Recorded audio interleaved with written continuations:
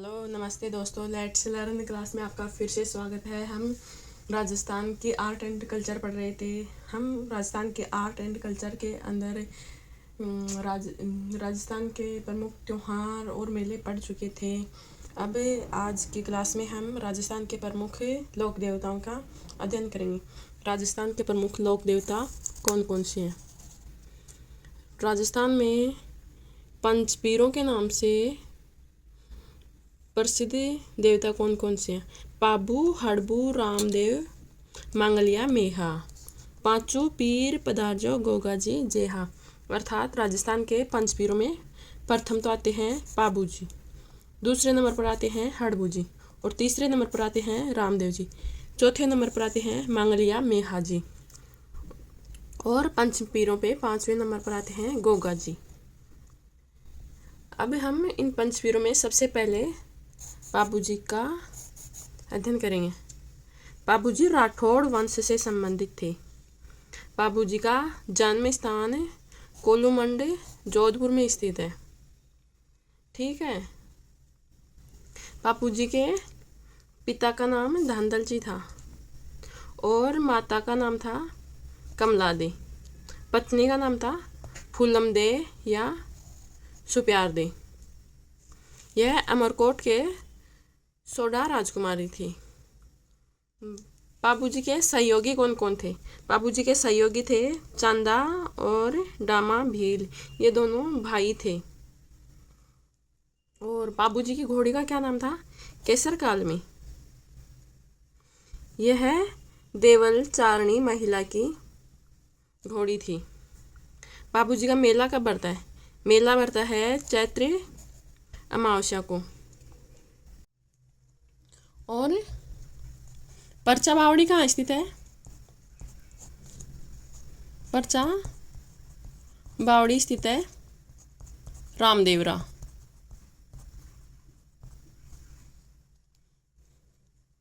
रामदेव जी को पीरों का पीर कहा जाता है। रामदेव जी को पीरों का पीर कहा जाता है।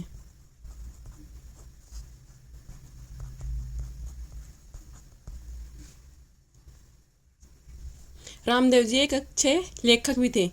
तो रामदेव जी की पुस्तक का क्या नाम था? रामदेव जी की पुस्तक का नाम था 24 बाणियाँ।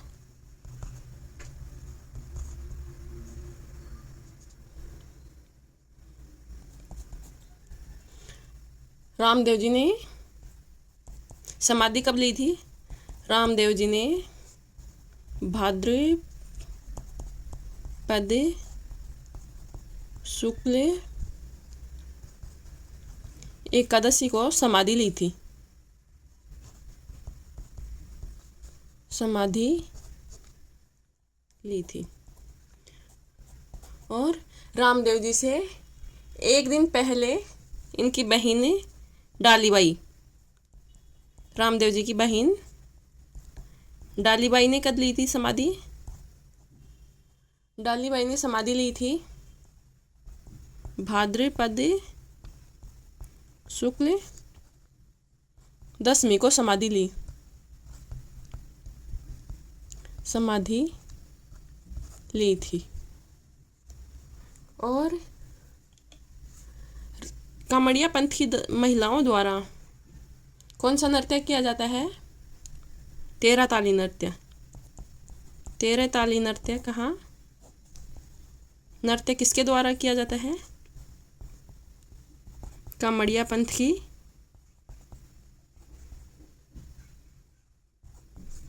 महिलाओं द्वारा किया जाता है।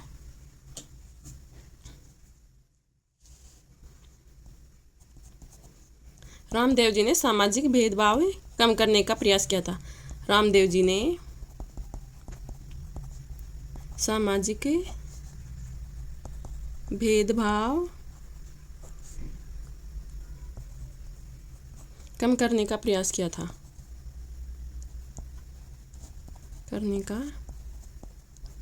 प्रयास किया था तथा हिंदू मुस्लिम में एकता स्थापित की थी।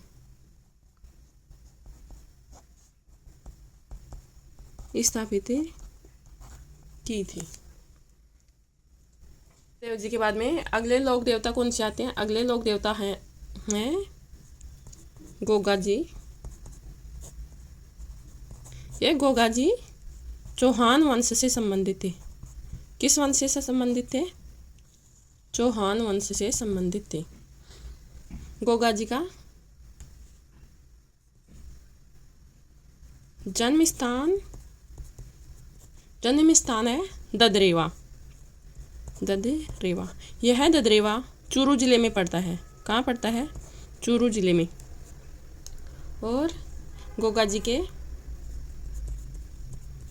पिता का नाम था जेवर सिंह और गोगा जी की माता का नाम था बाछल दे और गोगा जी की पत्नी का नाम था केलम दे।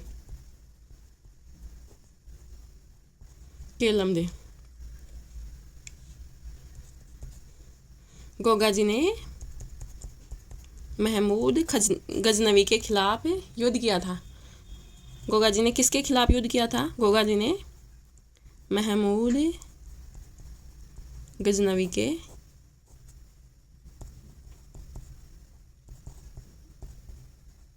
खिलाफ युद्ध किया था।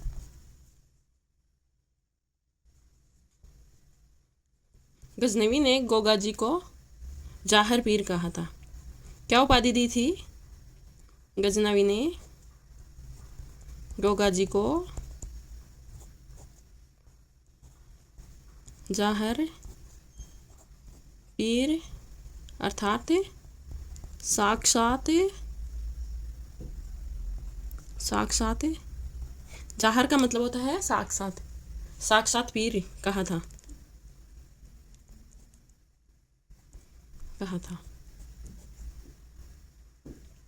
गायों की रक्षा के लिए गोगा जी ने अपने मौसेरे भाइयों से युद्ध किया था, अर्जुन और सर्जन से।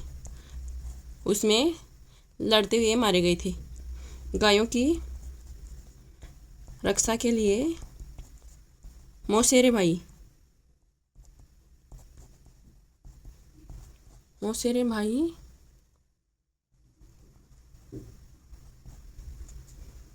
अर्जुन सर्जन के खिलाफ युद्ध करते हुए मारे गए।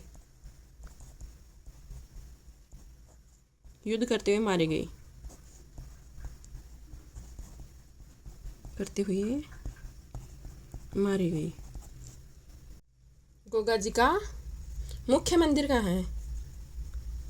गोगा जी का मुख्य मंदिर है ददरेवा,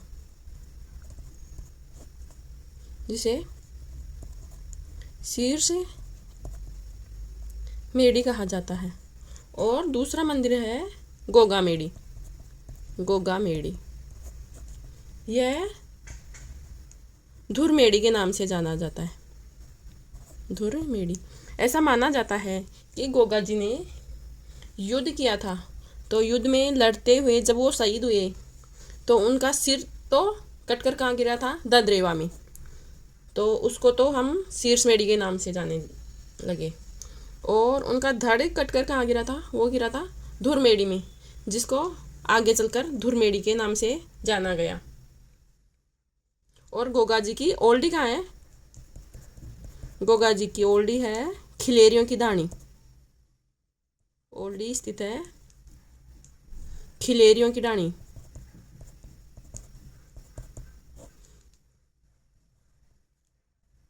यह कहाँ है? यह स्थित है जालोर में।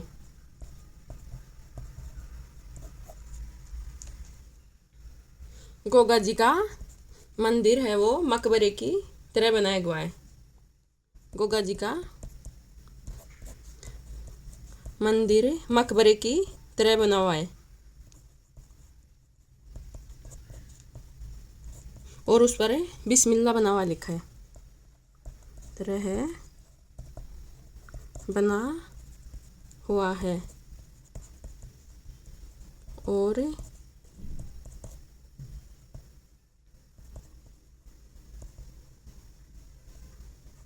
बिस्मिल्लाह है लिखा है। यह किस लिए लिखा है? प्राचीन काल में जो विदेशी आक्रमणकारी होते थे वो मंदिरों को नष्ट किया करते थे, तो विदेशी आक्रमणकारियों के आक्रमण से बचने के लिए मंदिर को मकबरे की शैली में बनाया गया और उस पर बिस्मिल्लाह लिख दिया गया था, ऐसा माना जाता है। और गोगा जी के मंदिर खेजड़ी के नीचे बनाए जाते हैं। गोगा जी के मंदिर खेजड़ी और वृक्ष के नीचे बनाए जाते हैं।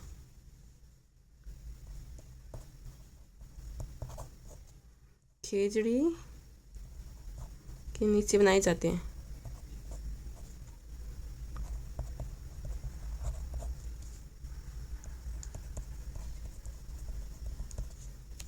गोगा जी को सर्प रक्षक देवता भी मानते हैं। सर्प रक्षक देवता के रूप में पूजे जाते हैं। ठीक है। अगले लोक देवता है हड़बू जी।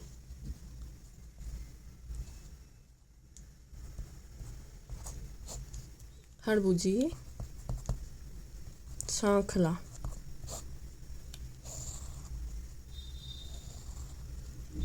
ये हड़बू जी सांखला कौन थे? रामदेव जी के मौसेरे भाई थे। रामदेव जी के मौसेरे भाई थे।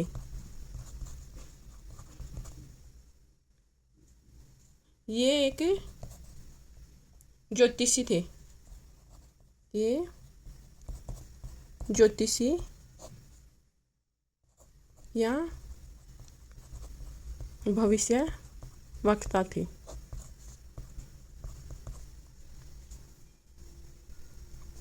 इन हड़बू जी ने ही जोधा जी को, राव जोधा को मंडोर जीतने का आशीर्वाद दिया था।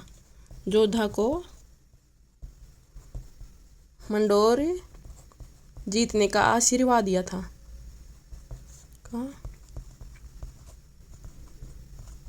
आशीर्वाद दिया था।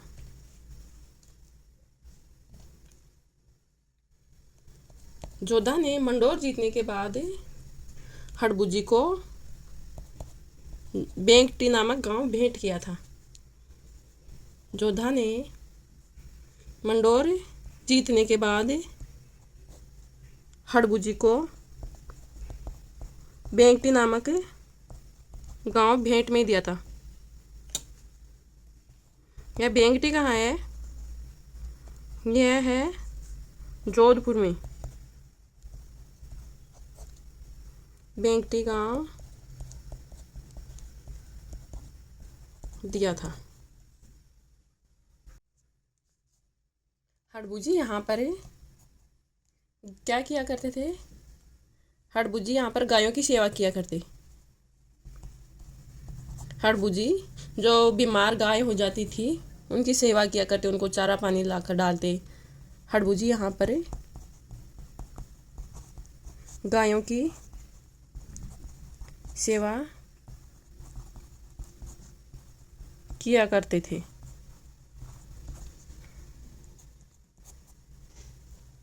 हड़बू जी के मंदिर में किसकी पूजा की जाती है? मंदिर में हड़बू जी की बैलगाड़ी की पूजा की जाती है।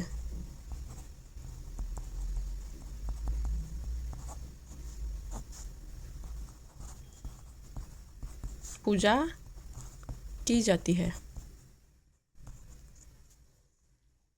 जोधपुर के महाराजा अजीत सिंह ने बेंगटी में मंदिर बनवाया था। जोधपुर के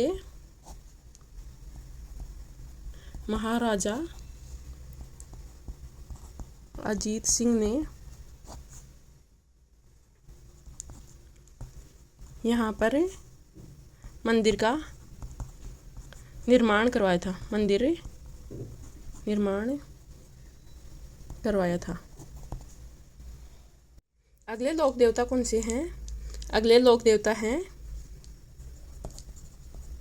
मेहाजी मांगलिया। इनका मंदिर कहाँ है? मेहाजी मांगलिया का मंदिर बापिणी जोधपुर में स्थित है। जोधपुर में स्थित है। और मेहाजी मांगलिया का मेला कब भरता है? इनका मेला कृष्ण जन्माष्टमी को भरता है। जन्माष्टमी को भरता है। और मेहाजी मांगलिया का घोड़े का नाम क्या था? घोड़े का नाम था किरण काबरा। किरण काबरा। घोड़े का नाम क्या था? किरण काबरा। ये मेहाजी थे, वो जैसलमेर के